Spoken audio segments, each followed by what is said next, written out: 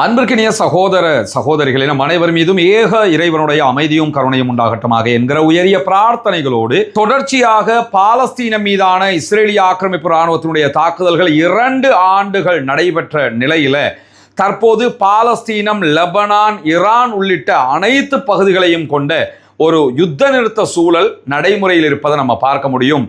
ஈரானுடைய முன்னாள் ஆன்மீக தலைவர் ஆயத்துல்லா அலி ஹாமனியினுடைய ஜனாசா அடக்கத்திற்குரிய காரியங்களில் ஈரான் மும்முரமாக இருக்கிறது. ஒரே நேரத்தில் உலகத்தில் 2 காரியங்கள் நடைபெறுவதை நீங்க பார்க்க முடியும். அமெரிக்கா தன்னுடைய 250வது ஆண்டு நிறைவு விழாவை கொண்டாடி கொண்டிருக்கிறது. ஆனால் உலகத்தினுடைய பெரும்பான்மையான ஊடகங்கள் அதை காட்சிப்படுத்துவதை தவிர்த்து கொண்டு வருகின்றன. அதே நேரம் ஈரான் தன்னுடைய நாட்டினுடைய முன்னாள் ஆன்மீக தலைவரின் ஜனாசா அடக்கத்திற்கான காரியங்களை 1 வாரத்திற்கு மேலாக செய்து வருகிறது. பல ஊடகங்களும் அதை செய்தியாக்குவதை நீங்கள் பார்க்க முடியும். எனவே ராஜதந்திர ரீதியாக ஈரான் தொடர்ந்து அமெரிக்காவுக்கு ஒரு பிடியை கொடுத்து கொண்டே வருகிறது. இந்த இடத்திலும் அமெரிக்காவினுடைய 250வது ஆண்டு விழா கொண்டாட்டங்களை செய்தியாக்குவதை தவிர்த்து ஈரானுடைய செய்திகள் மீண்டும் மீண்டும் ஊடகங்களில் பேசப்படுகிற நிலைக்கு ஈரானுடைய அபிமானம் மக்களுக்கு மத்தியிலே வேரூன்றி வருகிறது என்பதை நம்ம கவனிக்க முடிகிற அதே நேரம் இன்றைய நாளில் பாலஸ்தீனத்தினுடைய போராளி குழுக்களும் பாலஸ்தீனத்தில் இயங்கி வருகிற சிவில் சமூகத்தினுடைய தலைவர்களும் மிக முக்கியமான பல தலைவர்களும் ஒன்றிணைந்து ஒரு கூட்டத்தை நடத்தி இருக்கிறார்கள்.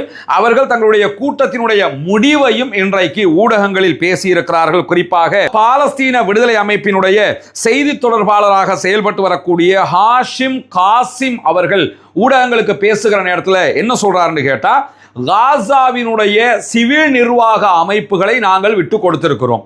காசாவில் அரசாங்கத்தை நாங்கள் தான் நடத்தி வந்தோம். உள்நாட்டு சிவில் வேலைகளுக்குரிய அந்த அரசாங்கத்தினுடைய பகுதிகளை நாங்கள் தற்போது விட்டு கொடுத்திருக்கிறோம். காசாவை சேர்ந்தவர்களை கொண்டே உருவாக்கப்பட்டிருக்கக்கூடிய ஒரு தொழில்நுட்ப குழு தற்போது காசாவை ஆளுகிற வாய்ப்பு கிடைத்திருக்கிறது. ஆனால் அந்த குழுவுக்கு இதுவரைக்கும் உள்ளே நுழைகிற வாய்ப்பை இஸ்ரேல் கொடுக்காமல் இருக்கிறது. காசாவை சேர்ந்தவர்கள் எடுத்த முடிவு அதுதான் நாமும் ஏற்றுக்கொள்ள வேண்டிய முடிவாக இருக்கிற இந்த சூழல்ல இன்றைய நாள் ஹாஷிம் காசிம் என்கிற பாலஸ்தீன விடுதலை போராட்ட அமைப்பினுடைய காசாவுக்கான செய்தி தொடர்பாளர் ஊடகங்களுக்கு பேசுகிற நேரத்தில் என்ன சொல்றாருன்னு கேட்டா, இங்க இருக்கக்கூடிய எல்லா தலைவர்களும் எங்களுடைய முடிவை ஆமோதித்திருக்கிறார்கள், ஆதரித்திருக்கிறார்கள்.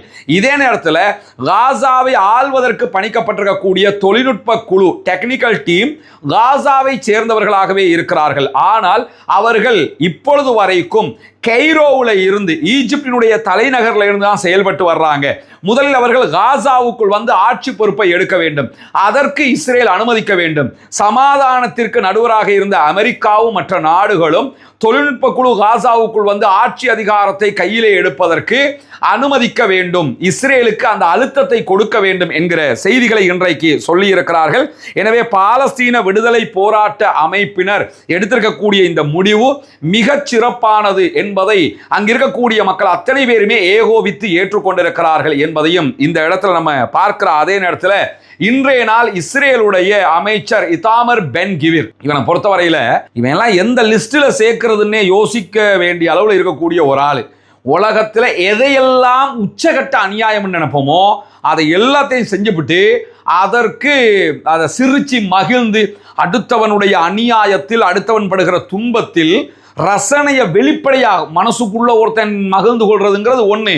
ஆனா வெளிப்படையாகவே அதை ரசிக்கிற அந்த மிருகத்தனம் இருக்குதுல்ல, இது உலகத்துல கொஞ்சம் பேர் தான் இதை வெளியே காட்டுவாங்க. உள்ளுக்குள்ள வச்சுக்கிடுவாங்க, வேணும்னா வெளியில காட்ட மாட்டாங்க. அந்த வெளியில காட்டுகிற லிஸ்ட் எடுத்துக்கிட்டால் அதுல தலைவனாக இவன் தான் இருப்பான், இந்த இத்தாமர் பென் கிவிர். அவர் இன்றைக்கு வெளியிட்டிருக்கக்கூடிய அறிவிப்புல என்ன சொல்றான்னு கேட்டா, பாலஸ்தீனத்தினுடைய அப்பாவி பொதுமக்களை இஸ்ரேல் கைது செய்து வருகிறது. 15,000க்கு மேற்பட்டவர்கள் இஸ்ரேலுடைய சிறைகளில் இருக்கிறார்கள். இந்த சிறைகளில் இருக்கக்கூடியவர்களுக்கு பட்டினி போட்டே அவர்கள் கொல்லப்படுகிற நிலைக்கு இஸ்ரேல் தள்ளுகிறது. அதை பற்றி வெளிப்படையாக இன்றைக்கு மகிழ்ச்சிகரமான ஒரு வீடியோவை இத்தாமர் பென் கிவிர் வெளியிட்டிருப்பதை நம்ம பார்க்க முடியும். முன்னையெல்லாம் நாங்கள் காசாவில் அல்லது வெஸ்ட் பேங்க்ல பாலஸ்தீனர்களை கைது செய்து விட்டு வந்தால் அவங்க சிறையிலிருந்து வெளியே போகும்போது கொழுன்னு போவாங்களாம். ஏன்னா சாப்பாடெல்லாம் சூப்பராக கொடுத்துட்டு போனாங்க. ஆனால் இப்போ எல்லாம் அந்த கதையெல்லாம் கிடையாது. பலஸ்டைன்லேருந்து யாரை நாங்கள் அரெஸ்ட் பண்ணிட்டு வந்தாலும் உள்ள வரும்போது கொளுத்துக்கிட்டு வர்றாங்க. வெளியில் போனாங்கன்னா, அதாவது போகிறாங்களா இல்லையாங்கிறது ரெண்டாவது, போனாங்கன்னு சொன்னா அவர்கள் வந்ததில் பாதிக்கு மேல உடலை இழந்து கொண்டுதான் போவார்கள். அப்படின்னா அப்படியே மெல்லிஞ்சி ஏன் இப்படி இருக்கிறோம் என்ற அவங்கள பார்த்து மற்றவங்க யோசிக்கிற அளவுக்கு தான் அவங்க போவாங்க. அந்த அளவுக்கு நாங்கள் உள்ளுக்குள்ள சாப்பாடு கொடுக்க மாட்டோம், கொடுக்க வேண்டிய எல்லா அவஸ்தையும் கொடுப்போம்னு பகிரங்கமாகவே இத்தாமர் பென் கிவிர் பேசி இருப்பதை நம்ம பார்க்க முடியும். இவ்வளவு இடும்புத்தனமாக அல்லாஹ்வினுடைய அழிவும் அல்லாஹ்வினுடைய சாபமும் இவர்களுக்கு ஏற்பட வேண்டும். அவ்வளவு இடும்புத்தனமாக வெறுப்பை கக்கி தாங்கள் செய்கிற அநியாயத்தை நியாயப்படுத்தி இத்தாமர் பென் கிவிர் பேசி இருப்பதை நம்ம பார்க்க முடியும். இவன் தான் ஏற்கனவே இந்த ஃப்ரீடம் ஃப்ளோட்டிலாவில் போன மக்களை எல்லாம் ரொம்ப பகிரங்கமாகவே கொடுமைப்படுத்தியதை வீடியோ எடுத்தே வெளியிட்டவன். சர்வதேச கண்டனங்கள் அவன் மீது வந்தாலும் அதை யாருமே பெருசாக அலட்டிக்கிற மாதிரி தெரியல. இதே நேரத்தில் இத்தாமர் பென் கிவிர் வெளியிட்டிருக்கக்கூடிய இன்னொரு அறிவிப்புல இஸ்ரேலுடைய பணம் ஷேக்கல்கள் அடிப்படையில் 500 மில்லியன் ஷேக்கல்களை ஒதுக்கி நாட்டில் இருக்கக்கூடிய உள்நாட்டு உளவு பிரிவு ஷின்பத் சார்பாக ஒரு தனியான பாதுகாப்பு படைப்பிரிவை மேலதிகமாக உருவாக்குகிறது இஸ்ரேல். இதற்கு 500 மில்லியன் ஷேக்கல்கள் இஸ்ரேல் பணம் செலவிடப்படுகிறது. 1.6 பில்லியன் யூஎஸ்டிகள் இதற்கு செலவிடப்படுகிறது. இது எதுக்காக உருவாக்குறாங்கன்னு கேட்டா, அரபு சமூகத்திற்கு எதிராக தாக்குதல்களை நடத்துவதற்காகவே நாங்கள் மேலதிகமான ஒரு படைப்பிரிவையும் உண்டாக்குகிறோம். இந்த அரபிகள் எல்லாம் ஏன் இருக்காங்கிறதை நமக்கு யோசிக்க தோணுதில்லை. வெக்கம் இல்லாமல், ரோஷம் இல்லாமல், மானம் இல்லாமல், சூடு இல்லாமல், சொரணை இல்லாமல், மொத்தத்தில் எதுவுமே இல்லாமல் இருக்கிறாங்கன்னு தெரியுதா இல்லையா? அரபு சமூகத்தை அழிப்பது தான் எங்கள் வேலைன்னு சொல்லி பகிரங்கமாக பேசி அதற்கு நாங்கள் இவ்வளவு பணம் செலவிடுகிறோம், அதற்கான படைகளை தயாரிக்கிறோம் என்று மீண்டும் இஸ்ரேலிய ஆக்கிரமிப்பு அரசாங்கத்தினுடைய அமைச்சர் இத்தாமர் பென் கிவிர் அறிவித்திருக்கக்கூடிய செய்திகளையும் இன்னைக்கு நம்ம பார்க்கிற அதே நேரத்தில் ஈரானுடைய விவகாரத்தில் ஈரான் மீது அமெரிக்க இஸ்ரேலிய தாக்குதல்களை நடத்திய நேரத்தில் நேட்டோ படைகள் ஈரானுக்கு எதிராக வரல, அது ரொம்ப கவலையாக எனக்கு இருந்தது என்று சொல்லி இன்றைய நாள் அமெரிக்க அதிபர் டொனால்ட் ட்ரம்ப் துருக்கியினுடைய அதிபர் அர்துகானிடத்தில் பேசும்போது சொல்லியிருக்கக்கூடிய செய்திகளை நம்ம பார்க்க முடிகிறது. அர்துகானோட நேட்டோ தொடர்பான ஒரு மீட்டிங்ல கலந்து கொண்டிருந்த அமெரிக்க அதிபர் டொனால்ட் ட்ரம்ப் பேசுகிற நேரத்தில் ஈரான் மீது நாங்கள் தாக்குதல்களை நடத்தினோம், அந்த நேரத்தில் எங்களுக்கு எந்த உதவியும் தேவைப்படலை, ஆனால் நேட்டோ உதவும்னு நாங்கள் நினைச்சோம். ஏன்னா அமெரிக்கா வியட்நாம் வாருக்கு பிறகு நடத்திய எல்லா யுத்தத்தையும் நீங்கள் எடுத்துக்கிட்டீங்கன்னா நேட்டோவையும் சேர்த்துக்கிட்டு போய் தான் ஜெயிச்சாங்க. ஈவன் ஈராக்ல சதாம் ஹுசைனை வீழ்த்திய யுத்தம், ஆப்கானிஸ்தான்ல 20 ஆண்டுகள் ஆப்கானிஸ்தானை கையில் வச்சுக்கிட்டு இருந்தது, எல்லாத்துக்குமே நேட்டோ நாடுகளுடைய படைகள் எல்லாத்தையும் சேர்த்துக்கிட்டு போய் கூட்டமா போய் ஜெயிக்கிறது. இந்த வேலையை தான் பண்ணாங்க. முதல் தடவையா தனியா வந்து இறங்கினதோட அமெரிக்கா யாருங்கிறது உலகத்துக்கு தெரிஞ்சிருச்சு. ஈரானோடு படுதோல்வி அடைந்தார்கள். அது பெரிய வெக்க பிரச்சனையாக மான பிரச்சனையாக மாறி இருக்கக்கூடிய நேரத்தில் தான் நேட்டோ நாடுகள் எதுவுமே தலையிட விரும்பல, அவங்களுடைய எந்த தளத்தையும் கொடுக்கல. அதுக்கு 2 காரணம். ஒன்று, நேட்டோவில் எந்த நாடு வந்தாலும் அதுக்கு அடிப்பமிட்டாங்க. ஈரான் 4000 கிலோமீட்டரை தாண்டி டியாகோ கார்ஷியா வரைக்கும் அடிச்சிருந்தாங்க. டியாகோ கார்ஷியா என்கிற தீவுல அமெரிக்காவினுடைய தளம் இருக்கிறது. ஈரான்ல இருந்து 4000 கிலோமீட்டர் தூரத்தில் இருக்குது. அதுக்கே ஈரான் தாக்குதல் நடத்தி இருந்தாங்க. டியாகோ கார்ஷியா வந்து சவுத்துல இருக்குது. அதே வெஸ்ட் பக்கமா 4000 கிலோமீட்டர் திருப்பி பார்த்தோம்னா வெஸ்ட்ல இருக்கக்கூடிய மேற்கு நாடுகள் UK முதல் கொண்டு எல்லா நாடுகள் மேலேயும் தாக்குதல் நடத்துகிற பவர் ஈரான் இடத்தில் இருக்கிறது. 4000 கிலோமீட்டருக்கு அடிக்கலாம்னா திருப்பி 4000 கிலோமீட்டர் அந்த பக்கமா அடிக்கலாம்ல. அதனால இந்த எந்த நாடுகளுமே நேட்டோ நாடுகள் ஈரானோடு சண்டை பிடிப்பதற்காக வரவில்லை. ஒன்று. இரண்டாவதாக நேட்டோ நாடுகள் அமெரிக்காவோடு ஒருங்கிணைந்து செயல்படுவதிலிருந்து பின்னாடி போறாங்க. அமெரிக்கா விதித்திருக்கக்கூடிய பல பொருளாதார வரிகள் காரணமாகவும் டொனால்ட் ட்ரம்பினுடைய நடவடிக்கைகள் காரணமாகும். இந்த நிலையில தான் நேட்டோ நாடுகள் நீங்க எங்களுக்கு உதவ வரல, அது ரொம்ப மனவருத்தத்துக்குரியது என்று சொல்லக்கூடிய அமெரிக்க அதிபர் டொனால்ட் ட்ரம்ப் என்ன சொல்றாருன்னு கேட்டா, எங்களுக்கு எந்த உதவியும் தேவையில்லை, ஆனா நாங்க உதவுவீங்களா இல்லையான்னு நாங்க டெஸ்ட் பண்ணி பார்த்தோம், ஆனா ரொம்ப தெளிவா விளங்கிருச்சு நீங்க யாருன்னு சொல்லி, ஆனா நாங்க உங்களுக்கு நிறையவே உதவி இருக்கிறோம், அதையும் நீங்க புரிஞ்சுக்கிறீங்க அப்படிங்கிறத இன்றைக்கு ரொம்ப ஆதங்கப்பட்டு அமெரிக்க அதிபர் டொனால்ட் ட்ரம்ப் சொல்லி இருக்கிறாருங்கிறத பார்க்க முடியும். எப்படி போனாலும் ஈரான்ட்ட தோத்துட்டிய வெக்கமான ஜூடு சொரணை இல்லைன்னா அதை திரும்ப திரும்ப பேச வேண்டியிருக்கு, இல்லைன்னா விட்டுட்டு போயிடணுங்கிற லெவல் தான் அமெரிக்காவுக்கு ஏற்பட்டிருப்பதை நம்ம பார்க்க முடிகிற அதே நேரத்தில் எண்ணெய் கப்பல்கள் மீதான தொடர் தாக்குதல்களை இன்றைக்கு ஈரானை நோக்கி கண்டனமாக வெளியிட்டிருக்கிறது கத்தர் என்கிற செய்திகள் வெளியாகி இருக்கிறது. கத்தருடைய வெளியுறவு அமைச்சகத்தின் செய்தி தொடர்பாளர் மஜீத் அல் அன்சாரி வெளியிட்டிருக்கக்கூடிய செய்திகளில் தொடர்ந்து ஈரான் ஹொர்முஸ் ஜலசந்தியில போகக்கூடிய எண்ணெய் கப்பல்கள் மீது தாக்குதல்களை நடத்துவதை நாங்கள் ஏற்றுக்கொள்ள முடியாது அப்படின்னு சொல்லி கண்டிச்சிருக்கிறார். இரவு கத்தாருக்கு சொந்தமான ஒரு கப்பல் ஹொர்முஸ் ஜலசந்தியில போய் கொண்டிருந்தது. குறிப்பாக அல் ரகாயத் என்று சொல்லக்கூடிய எண்ணெய் கப்பல் அது. அந்த கப்பல் மேல ஈரான் தாக்குதல்களை நடத்தி இருக்கிறது. இந்த தாக்குதல்கள் சர்வதேச விதிமீறல், சர்வதேச ஒப்புக்கொள்ளப்பட்ட சட்டங்களுக்கு மாற்றமாக ஈரான் தாக்குதல் நடத்தி இருக்கிறது கண்டிச்சிருக்கிறாரு. ஈரான் என்ன காரணம் சொல்றாங்கன்னு சொன்னா, நீங்க ஹொர்முஸ்ல போகலாம், அதை எந்த பிரச்சனையும் கிடையாது, ஆனா நாங்க சொல்ற ரூட்ல போகணும், நீங்க நினைச்ச ரூட்ல யாருமே போக முடியாது. எனவே ஈரான் சொல்லாத அமெரிக்கா சொல்லுகிற ரூட்ல யாராவது போனா அவங்க மேல நாங்க அட்டாக் பண்ணுவோம் என்கிற ரீதியில தான் ஈரான் தற்போது தாக்குதல்களை நடத்தி இருப்பது மட்டுமல்லாம, இதை தாண்டி ஈரான் இன்றைக்கு 3 டேங்கர் கப்பல்கள் மேல தாக்குதல்களை நடத்தி இருக்கிறது. ஒருபுறம் ஆயத்துல்லா அலி காமனியினுடைய ஜனாசா அடக்க விஷயங்கள்ல மும்முரமா இருக்கிறாங்க, மறுபுறம் அந்த கேப்ல எங்களை மீறி எந்த கப்பல் போனாலும் அதுக்கும் அட்டாக் பண்ணுவோம்னு சொல்லி இன்றைக்கு 3 கப்பல்கள் மீது தாக்குதல்கள் நடத்தப்பட்டிருக்கிறது. இன்றைக்கு நடத்தப்பட்ட தாக்குதல்கள்ல ஓமான் கடற்கரைக்கு அப்பால பயணித்துக் கொண்டிருந்த ஒரு கப்பல் மீது தாக்குதல் நடத்தப்பட்டிருக்கிறது. அதுல மிக கடுமையான தீ விபத்து ஏற்பட்டிருக்கிறது என்கிற செய்திகள் வெளியாகி இருக்கிறது. எச்சரிக்கையை புறக்கணித்து பயணித்துக் கொண்டிருந்த LNG டேங்கர் கப்பல் மீது தான் இந்த தாக்குதல்களை ஈரானுடைய IRGC நடத்தி இருக்கிறது என்று ஈரானுடைய அரச தொலைக்காட்சிகளே செய்திகளை வெளியிட்டிருப்பதை நம்ம பார்க்க முடியும். காரணம் என்னன்னு கேட்டா, நாங்க சொல்ற ரூட்ல போகணும், ஓமானுக்கு அருகாமையில போய் தப்பி போய்க்கலாம்னு நினைக்க கூட, எங்க ரூட்ல போனா மட்டும் தான் அனுமதிப்போம்ங்கிறதுக்காக அட்டாக் பண்ணியிருக்கிறாங்க. அதை தாண்டி இன்னும் 2 கப்பல்கள் மீது ட்ரோன் தாக்குதல்கள் நடத்தப்பட்டிருக்கிறது. அந்த கப்பல்களுக்கு பாரிய சேதங்கள் கிடையாது, ஆனா தாக்குதலுக்கு உள்ளாகி இருக்கிறது என்கிற செய்திகளும் இன்றைக்கு வெளியாகி இருக்கிறது. எனவே ஈரான் தன்னுடைய இறையாண்மை விவகாரத்தில் இது எங்க ஏரியா, நாங்க சொல்ற மாதிரி தான் கேட்கணுங்கிறதுல ரொம்ப உறுதியா இருக்கிறாங்க. இதனால தான் ஏற்கனவே ரஷ்யாவினுடைய உயர் பாதுகாப்பு சபையின் துணைத் தலைவர் 2 நாட்களுக்கு முன்பதாக பேசும்போது, ஈரானிடத்தில் அணு ஆயுதம் இல்லை, ஆனா ஹொர்முஸை கண்ட்ரோல் பண்ணலாம் என்கிற அந்த விவகாரம் அணு ஆயுதத்தை விட ஈரானிடம் இருக்கக்கூடிய ஒரு பாரிய பவர் என்பதை சொல்லியிருந்தார். அந்த பவரை தான் ஈரான் யூஸ் பண்ணி கொண்டிருக்கிறாங்க.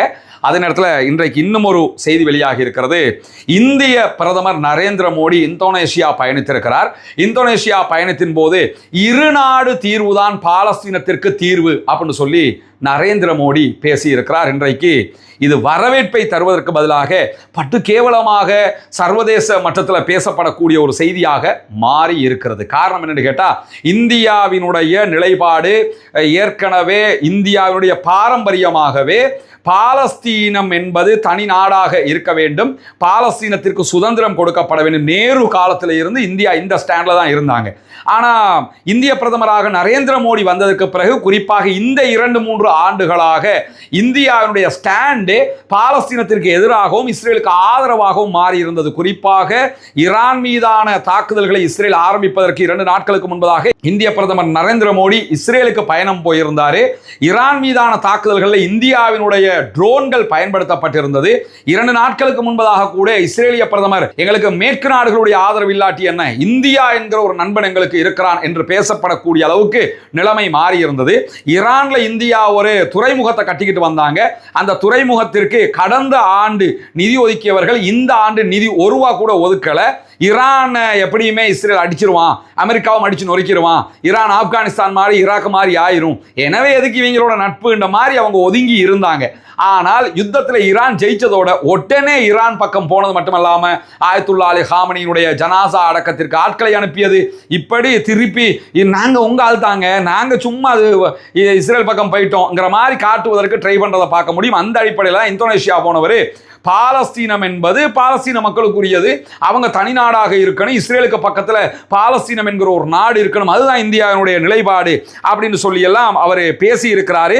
ஆனாலும் இஸ்ரேலோடு இவர்கள் இணங்கி போனார்கள். அதில் ஏற்பட்ட தோல்விதான் தற்போது இந்த வருத்து வருவதற்கான காரணமாக இருக்கிறது என்பதை பல ஆய்வாளர்களும் சுட்டிக்காட்டுகிற அதே நேரத்தில், ஏற்கனவே மோடியினுடைய அரசாங்கம் ஐக்கிய நாடுகள் சபையில் இஸ்ரேலை கடுமையாக விமர்சிக்கிற வகையில் பாலஸ்தீனத்திற்கு ஆதரவாக கொண்டு வரப்பட்ட தீர்மானங்கள், பல தீர்மானங்கள்ல வாக்களிக்காமல் ஒதுங்கி கொண்டார்கள். சரியா இருந்தா இஸ்ரேலுக்கு எதிராக வாக்களிச்சிருக்கணும், ஆனா அவங்க வாக்களிக்காமல் ஒதுங்கி கொண்டார்கள். இஸ்ரேலுக்கு ஆதரவு கொடுக்கும் விதமாக இந்த மாதிரி தான் மோடியினுடைய அரசு செயல்பட்டு வந்த நிலையில தான் இதை கண்டித்து இந்தியாவுடைய எதிர்க்கட்சி தலைவர் ராகுல் காந்தியாக இருக்கலாம், மற்ற தலைவர்களாக இருக்கலாம், மம்தாவுல இருந்து அத்தனை பேருமே மிக கடுமையாக இந்தியாவுடைய இந்த ஸ்டாண்டை விமர்சித்து கண்டிச்சுக்கிட்டே இருந்தாங்க.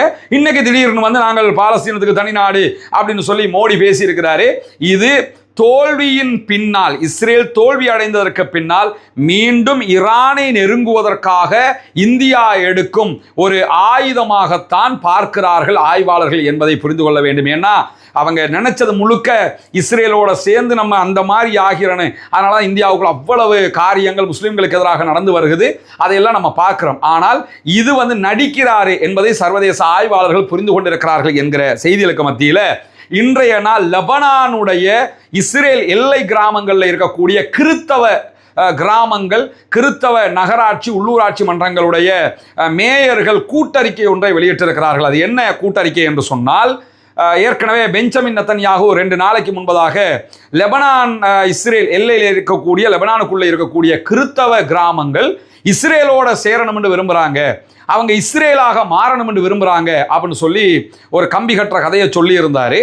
அந்த கம்பி கட்டுற கதை தான் அதுங்கிறத சொல்லும் விதமாக இன்றைக்கு அறிக்கை வெளியிட்டிருக்கிறாங்க. நாங்கள் ஒருபோதும் இஸ்ரேலோடு இருக்க விரும்பலை, எங்களுக்கு லெபனானாகத்தான் நாங்கள் இருக்கணும், நாங்கள் லெபனானில் இருக்கக்கூடிய கிராமங்கள் இஸ்ரேலோட நாங்கள் எதுக்கடா போய் சேரணுங்கிற விதமாக நாங்கள் லெபனானியர்களாகத்தான் இருக்க விரும்புகிறோம் என்று சொல்லி இஸ்ரேலிய பிரதமர் பெஞ்சமின் நெத்தன்யாகுவினுடைய கன்னத்தில் 2 அரைஞ்ச மாதிரி இன்றைக்கு அறிக்கை வெளியிட்டிருக்கிறார்கள். எனவே பொய் பொய் பொய், இஸ்ரேல் என்றாலே பொய், யூதர்கள் என்றாலே பொய்யர்கள், ஜியோனிஸ்டுகள் என்றாலே பொய்யர்களை தவிர வேறு யாரும் இல்லை என்கிற அளவுக்கு அவர்களுடைய நிலைமை மாறிக்கொண்டிருக்கிறது. இன்றைக்கு வெளியாக இருக்கக்கூடிய மிக முக்கியமான செய்திகளுடைய தொகுப்பை தான் உங்களுக்கு மத்தியிலே கொண்டு வந்து சேர்த்திருக்கிறோம்.